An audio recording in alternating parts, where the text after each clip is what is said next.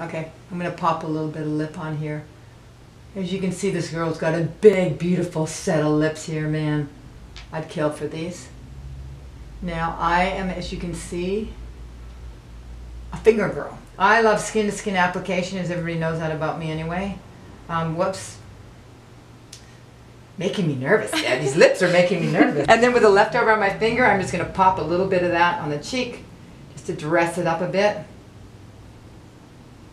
Now remember, I'm just doing this fast, you guys. These are quick little videos. I'm not doing a Vogue cover here. But we're still going to make her look beautiful. And see, what I like about this is when you do it with your fingers, you can do it with a brush too, but if you do it with your fingers, you get a more of a voluptuous, seductive looking mouth rather than a lined, kind of tight looking mouth. Some girls are blessed with beautiful lips. It doesn't matter what you do on them. But I like to see a little bit of simplicity to how the lips are applied, or how the lipstick is applied to the lips.